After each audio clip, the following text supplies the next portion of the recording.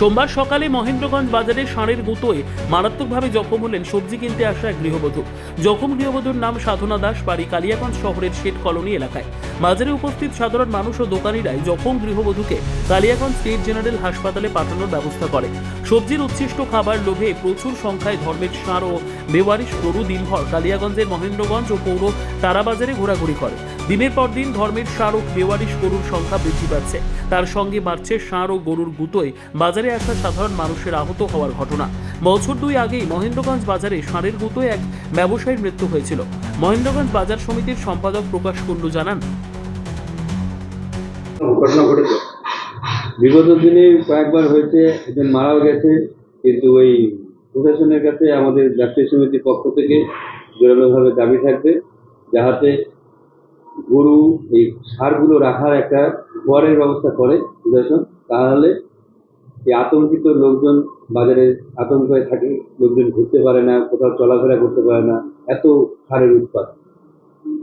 এদের রাখার ব্যবস্থা করলে ভালো হবে। আগামী দিনে ব্যবসায়ীরা সহযোগিতা করবে, তাতে প্রশাসনের পক্ষ থেকে যদি উদ্যোগ নেয় রাখা খুব ভালো হয়। আমরা খোয়ার দেখেছিলাম, আমরা যখন ছোট ছিলাম তখন ধনকুলে একটা খোয়ার ছিল, কিন্তু বর্তমানে সেটা বন্ধ। জানি না কি কারণে। প্রশাসনের পক্ষ থেকে যদি এটা খোয়ারের ব্যবস্থা করে খুব ভালো হয়, না করলে লোকের এরকম আগামী দিনে অ্যাক্সিডেন্ট ঘটেই থাকে। বিগত দিনে সত্যি ষাঁড়ের অত্যাচারটা একটু বাড়ছে।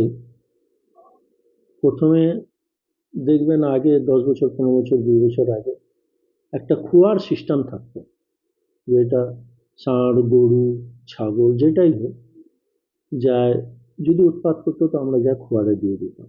কিন্তু এখন বর্তমানে কোনো খোয়ার সিস্টেম নাই। আর ষাঁড় চারদিকে যেভাবে ঘুরে বেড়াচ্ছে, 1 বছর আগেই মহেন্দ্রগঞ্জে দেখবেন যে একজন মারাও গেল ওই ষাঁড়ের গুঁতোতে।